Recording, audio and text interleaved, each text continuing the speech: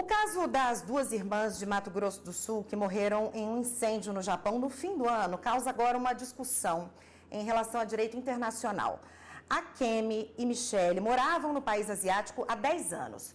O que a princípio parecia um acidente pode ter sido um assassinato, já que um galão de combustível foi encontrado no apartamento delas. O suspeito é o ex-marido de Akemi. Segundo a mãe das jovens, ele era violento e não aceitava o fim do relacionamento. O casal tinha 2 filhas e agora a avó, que é brasileira, quer a guarda das crianças e também pretende repatriar os corpos das filhas. Para falar mais sobre direito internacional, eu recebo aqui na bancada do Jornal da Justiça o advogado Maximilian Patriota Carneiro, que é especialista em direito internacional. Obrigada pela sua presença aqui no nosso jornal. Bom, já começo perguntando, nesse caso, como é que os familiares e também o nosso país aqui deve proceder para fazer, para repatriar, primeiramente, essas crianças brasileiras que ainda estão lá no Japão? Olha, na verdade o caminho seria inverso. Alguém tem que comunicar o falecimento dessas brasileiras que morreram lá. Tem que ir até um departição consular do Brasil, levar alguma prova do óbito, ou testemunhas, ou certidão de óbito, ou um atestado médico comprovando óbito, mais algum documento de identidade vencido ou não, um passaporte das vítimas. O pessoal do consulado vai fazer o registro, que equivale a uma certidão de óbito no Brasil, depois tem que ser registrado aqui no cartório. Exatamente com base nesses documentos, nesse registro do óbito, que isso vai dar início à repatriação, ao translado dos corpos. Com base nesse registro que começa o resto, que é a questão da administração de herança, inclusive guarda de filhos, etc. Então, o primeiro passo é esse. Pois é, agora sim, e para repatriar o corpo das 2 jovens mortas? Porque a família, afinal de contas, tem interesse em enterrar essas jovens aqui no Brasil. Então, primeiro passo... Esse processo é semelhante? O primeiro passo é ir na departição consular mais próxima de onde ocorreu o fato, o óbito, comprovar esse óbito por meio de alguns documentos, esses que eu falei, alguns outros, ou prova testemunhal, mencionar algum outro, além da comunicação do falecimento, informar algum dado ou cópia de documento da vítima, passaporte, identidade, inscrição, carteira social, de trabalho, inscrição na Previdência, etc. Comunica o fato, vai ser registrado óbito como se fosse no Brasil, para depois ser homologado aqui, e a partir daí começa o trâmite. O Itamaraty normalmente se encarrega de fazer o translado do corpo, e com esse documento registrado no Brasil também se iniciam os procedimentos de herança, por exemplo, e de guarda das meninas.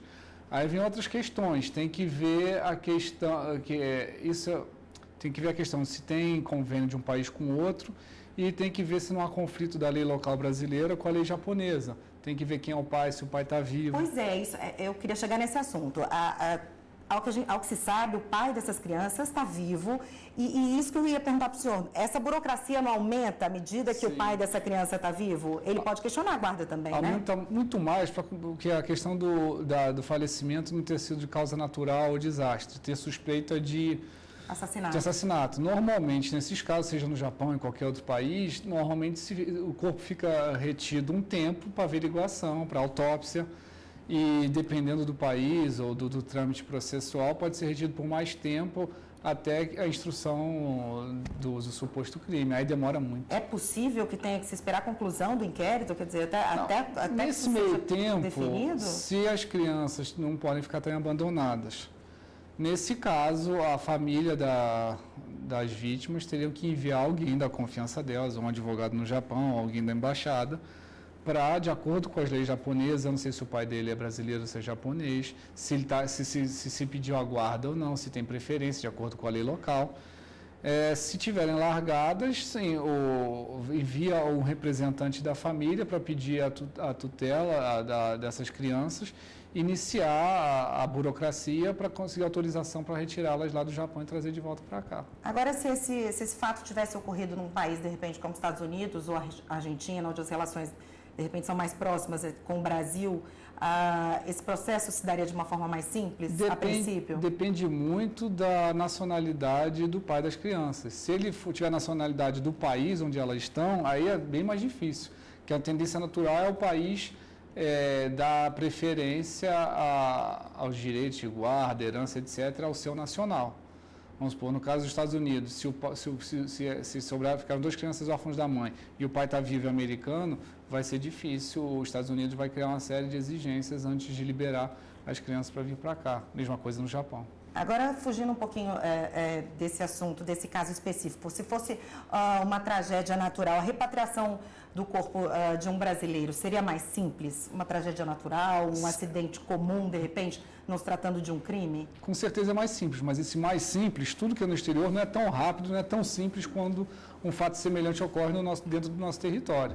Ainda assim, alguém tem que comunicar o falecimento, a morte, o desastre natural para a entidade consular mais próxima, para que eles façam, para que eles redigam e preparem os documentos que certifiquem o falecimento e aí depois repatria. Tá certo. Muito obrigada pela sua participação aqui no nosso jornal.